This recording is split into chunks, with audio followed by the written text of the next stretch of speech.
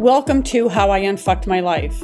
I'm your host, Christine Degrazia, registered nurse and founder of Calm by Intention. On this show, we bridge the gap between mindset and physiology.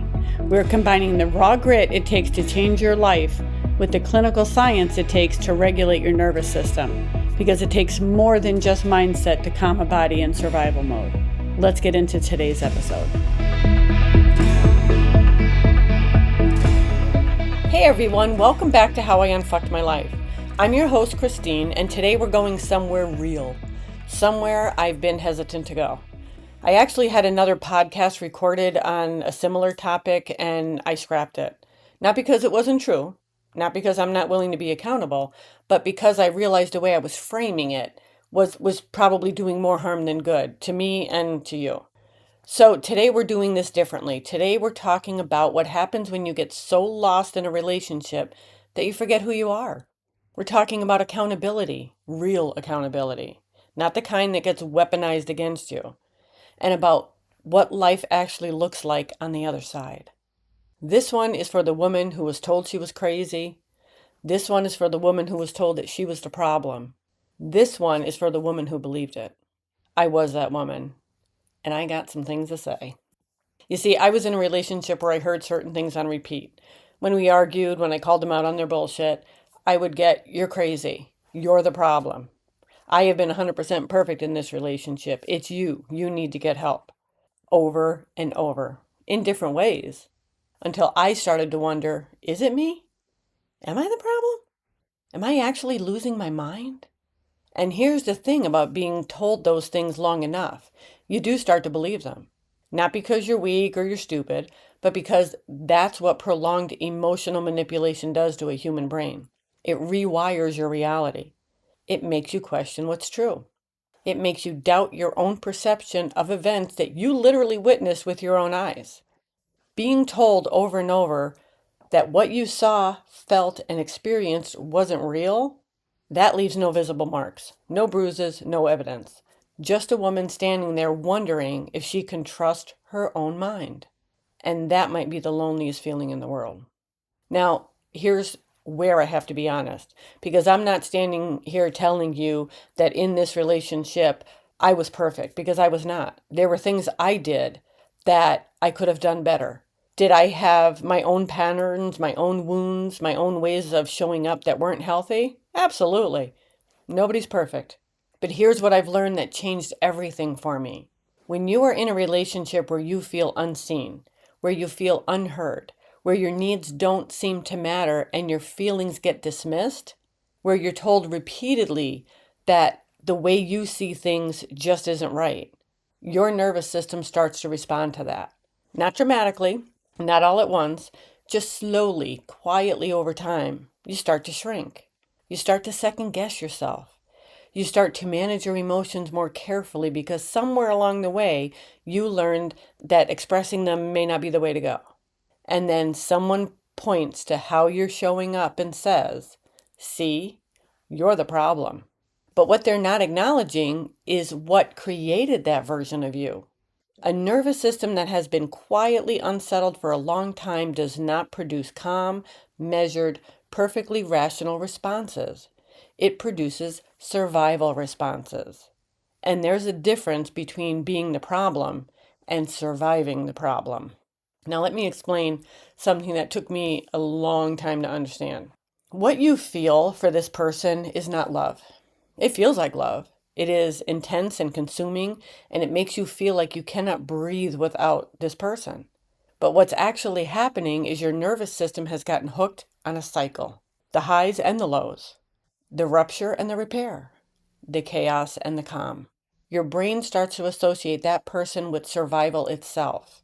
And when it's gone, even when you choose to leave, even when leaving was the healthiest thing you could ever have done, your body goes into withdrawal, almost like actual withdrawal.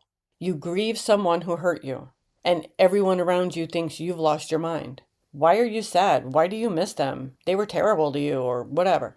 But you're not grieving who they were. You're grieving who you thought they were. The potential, the good moments, the version of them you kept trying to get back. the relationship you deserved but never actually had. And your nervous system, exhausted, dysregulated, finally free but not knowing what free feels like. It mistakes peace for emptiness, quiet for loneliness, and safety for boredom. That is not weakness, that's biology. That's what prolonged stress does to a human body. And here's the part nobody talks about: the after you leave. Who are you without the chaos? Without someone to fight for or fix or manage, without the relationship that consumed every thought, every emotion, every version of your energy. I didn't know. I genuinely did not know who I was without it. And that is the moment that most people go back. Not because they love that person, not because things will be different this time, but because the unknown feels more terrifying than the familiar pain. Now, I didn't go back, but I want to be honest. There were moments where I understood why people do, because rebuilding an identity from scratch is one of the hardest things a human being can do. You have to figure out what you like, what you want, what you believe, who you are when no one is telling you who to be or what's wrong with you. For me, that looked like years of choosing myself every single day. Not perfectly, but intentionally. So what got me through? What actually helped? Well, first, I stopped trying to make sense of it. You cannot logic your way out of this. Your brain will keep trying to find the explanation that makes sense. There is none. It keeps trying to find the explanation that makes their behavior make sense, that gives you the closure they never will. Stop. There is no explanation that makes it okay. So let that go. Second, I got honest with myself. Not in the way I was told to be honest, not "you're the problem, admit it," but genuinely honest. What were my patterns? What did I bring to that relationship that I needed to look at? What wounds of mine from the past made me stay longer than I should have? I took accountability for my part without accepting the narrative that I was entirely to blame for theirs. And third, I gave my nervous system something different to do. I stopped living in fight or flight. I started learning what calm actually felt like. Because for so long, I had confused chaos with passion and peace with being boring. Peace is not boring. Peace is the whole point. Peace is the destination.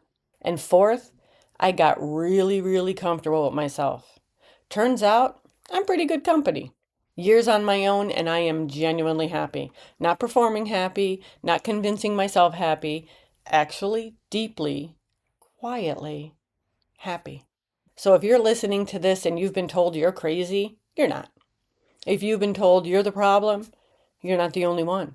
If you've left and you're in the withdrawal and the grief and the identity crisis and it feels like it will never end, it ends. I promise you, it ends.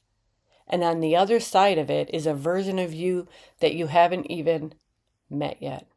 A version that doesn't apologize for existing, that doesn't shrink, that doesn't mistake chaos for love, that sets boundaries and protects her peace. She's waiting for you. You're not crazy. You never were. Thanks for listening to this episode of How I Unfucked My Life. If this resonated with you or you know someone who can use it, please share and give a like and subscribe so you don't miss the next one. I hope you stay strong. Have a wonderful day. I'll see you next week.